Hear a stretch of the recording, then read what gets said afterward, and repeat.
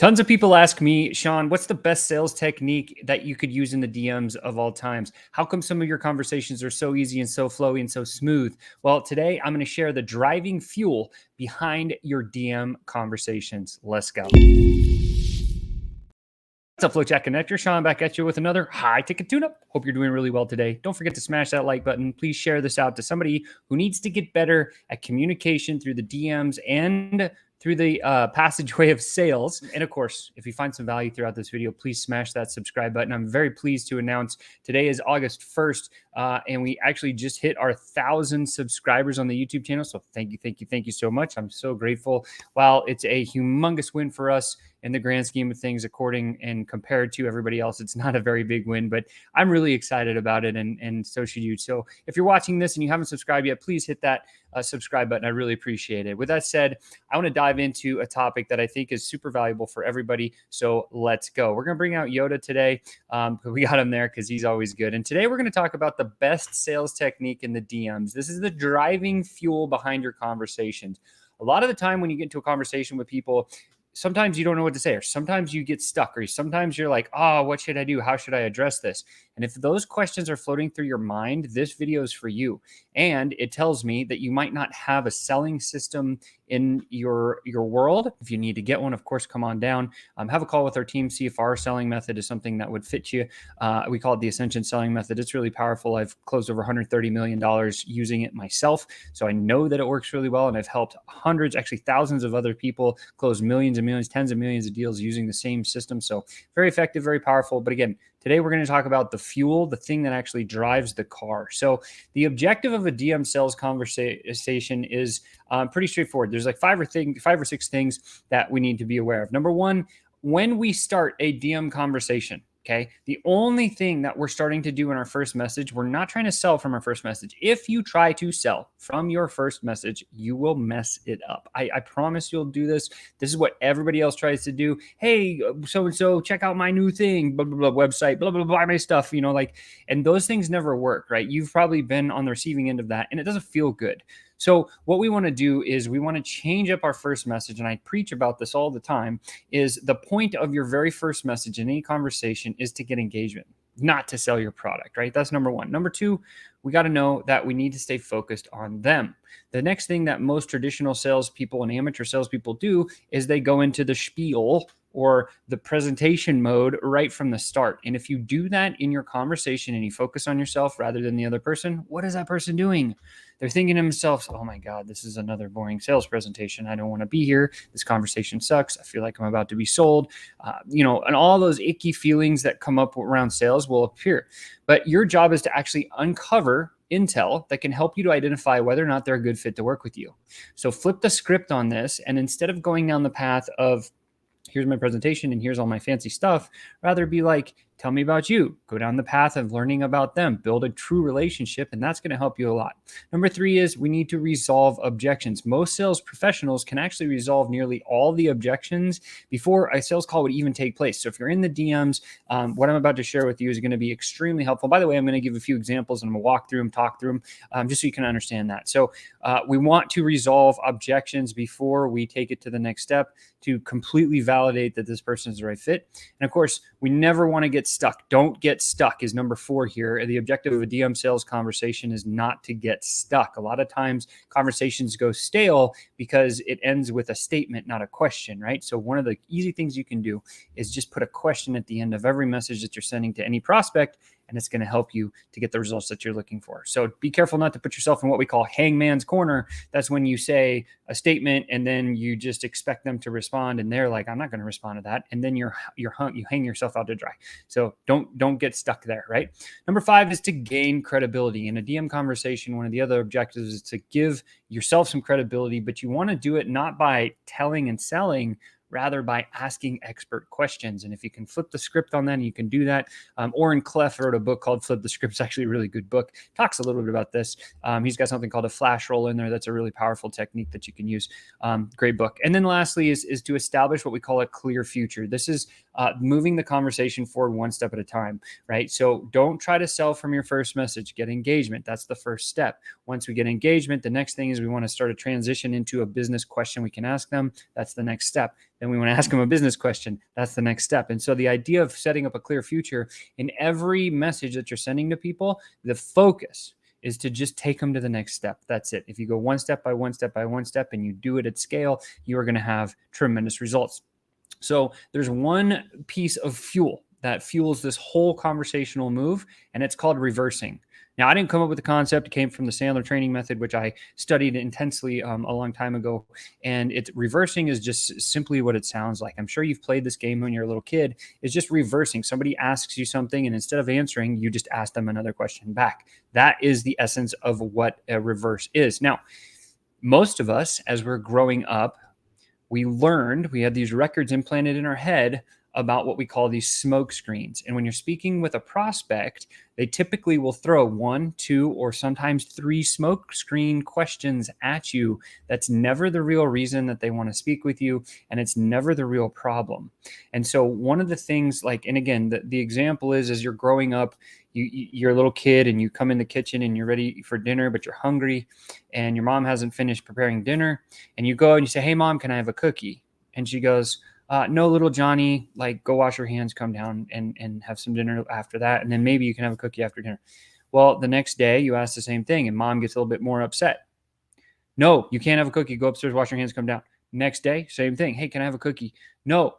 And now this time mom's getting angry, right? And so all of a sudden you learn as a little kid, "Oh, well, hey mom, is dinner almost ready yet?" That right there, that little switch is what we call a smoke screen. And that was built in without you knowing it as you grew up. So it's like a record that's implanted in your mind. And what we need to do is understand and be hyper aware of this in the sales conversation so you can get it out, right? And so we want to avoid the smoke screens and get to the real part of the conversation. And by doing this reversing fuel technique that I'm about to walk through in some live examples with you, you will break through that smoke screen. You'll get to the real issue. You'll close deals faster and you put more money in your bank account because that's what it's about, right? So here's a couple of examples that will make it very, very crystal clear. So say, for example, you're in a messaging conversation and the prospect says something and you know that it's like an indicator of the problem that you solve. Well, we could come back and say something like this, right? "Hey, I get the feeling that you're struggling with fill in the blank. Is that a fair statement?" And if they come back and they say no, period, then we could get stuck in hangman's junction there. Or we could come back and say, "Well, what is a fair statement?" And that's going to get the whole system moving. And you see how I led that with question, and it pulls it out of the prospect. Because if they thought, if you as a sales professional thought they were struggling with this and you intentionally got it wrong, right? That's called acting like a dummy on purpose. A very powerful way to do it. And they can now come back and correct you. One of the lessons that the Sandler method also talks about is always making yourself not as okay as the prospect is. What I mean by that is getting stuff wrong intentionally is okay, because now you seem in a lesser light to that prospect, like a true sales pro, even though you're way better than a regular sales professional. And they say, "Oh no, this is just a harmless little guy. He doesn't know what he's doing. I'm going to answer his questions." And now they start shelling out things that are really important for you to value, right? So testing the waters around anything, this is an easy way for you to kind of start the move. Again, "I get the feeling that you're struggling with blank. Is that a fair statement?" And they say no. You say, "Well, what is a fair statement?" Right? And they'll come back and rescue you and correct you, right? That's one example. Second example is this one. If you find that the prospect is trying to take control of your conversation, right? Here's a way to slow it down, back it up, and get back to your system. Because a lot of prospects I find try to go down the path of their own system. You can say, or you can message, "Hey, that's an interesting point, but it seems like you're on page 7 and I'm still on page 3. Could we just back up for a moment?" Question mark. Right? And we could say that in a DM, and then they're going to be like, "Oh yeah, sorry. I just get so excited," or whatever they say. And you're like, "Perfect." And then you fire in your next question, that reverse that's going to come in and now pull out the actual real issue or the real thing that you're talking about. And so if you find somebody who's trying to say, "Hey, tell me your price," or "What's this next thing?" Or he's like, so people say, "Hey, Sean, tell me your price." Typically, I'm going to be like, yeah, people actually don't really ask for a price until we've gotten all the way to the point where we know we solve a problem, we know how and where we're going to use it, and we know what success looks like. So are you there yet? Are you ready to pull the trigger? Because we can start that conversation. And many times they're going to be like, no, no, no, no, no, no, no, no, no. Right? And so the same thing in messaging. You can say it simply by saying, "Seems like you're on page 7. I'm still on page 3. Can we just back up for a second?" Right? Very easy way to take back the control in the conversation. Next one. pressure packed moments. Have you ever been in a sales chat when you're like, oh man, I feel like there's just so much pressure coming at me, right? Sometimes the prospect tries to put all that pressure on you, but and there shouldn't be any pressure on you as a salesperson. Let me be very clear about what I'm about to share with you, right? You go out and source and find the prospect who has the problem that you solve. You're not coming in there with, I'm the hero, I'm going to save the day. Your job as a sales professional is to uncover the problem and make the prospect become hyper aware and clear that they have a problem that they need to solve. With that said, there should never be any pressure on you as a sales professional. Rather, you should be there asking, diagnosing like a doctor would to actually pull out that main problem. So, as an example, as a sales pro, you could say something like this: Beth, if the prospect's name is Beth, why are you putting all this pressure on me? Right. And you can say it with tonality, you can say it in a message just like that. Or you could say, Beth, I feel a lot of pressure right now, like, but I'm unsure why. And you put a question mark at the end of that. Then that prospect will come back and either blast you or be like, oh, I'm sorry, I just got a lot going on, or whatever the case may be. And then you can like clear out all that intellectual smoke from the smoke screen, and you can start asking more questions and get back to the real issue, right? Okay, next one here is an uncontrollable situation. Many times when you're as a sales professional in the messages and somebody says something that you're just like, I can't control that, right? And here is the number one best way that I've found to manage with this. You could just come back and say, hey, we have a problem, period. And then and then that's what you send as your first message, and your prospects are going to be like, well, what's the problem, right? Of course, begging the question. And then you come back, you say, well, typically, like, this is the problem we're having, right? And outline the problem, not your fault, it's out of your control. It's something probably on their end anyways. And then you come back and you say, hey, do you see a way to overcome this? And then that prospect's going to be like, okay, I recognize that you addressed the problem. And then now you're asking me for solutions. And now I got to step in, because people love to rescue, people love to help. And if you put that pressure back on them in an uncontrollable situation, they're going to come back to you and they're going to say something intelligent. And that's going to be fuel for you to turn around and then close the deal. So something to think about there in an uncontrollable situation. Another one. If you've ever been stalled in a conversation, if you reach that hangman's corner that we're talking about and you don't know what to say in a conversation, one of the best things you can say, either in messages or even on a call, you can say, Beth, ask me a question. And you can just sit there and make that a statement, and they're come back and they're going to say a response and usually ask you a question. And then before you even answer the question, we do something called strip lining, which I'm going to talk about in another video. But you say, hey, that's a great question, but why'd you ask me that one right now?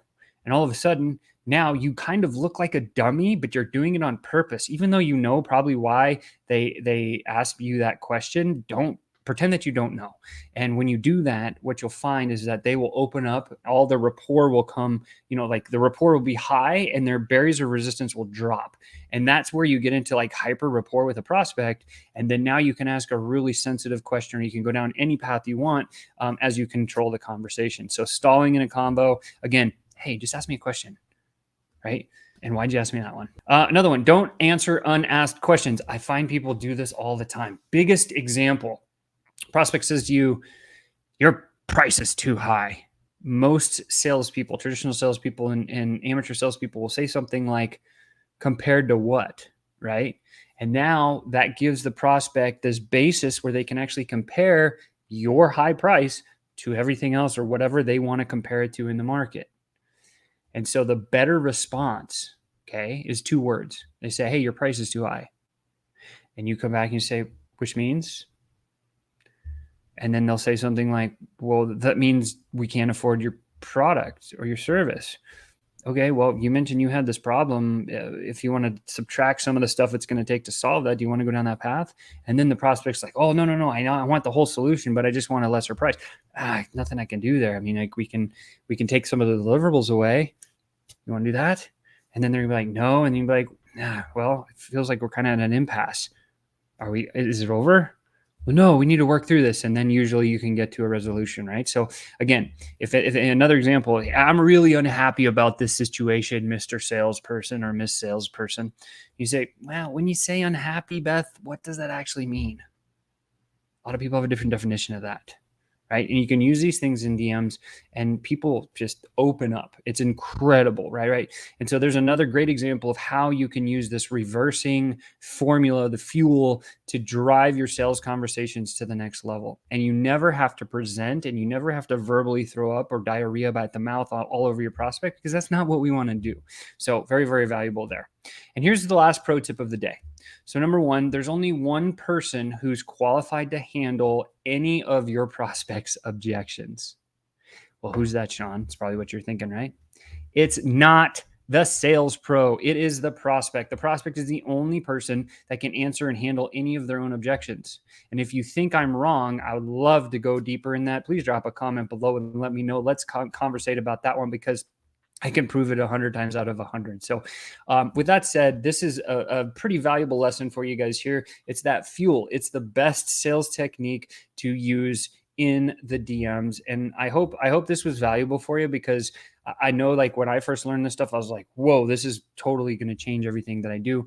And I implemented some of these things and I saw a really, really big response. With that said, you've just been tuned up. Don't forget to smash that like button, share this out to someone who needs to get better in sales, and of course, subscribe to the channel. With that said, I can't wait to see you next time. Ciao for now.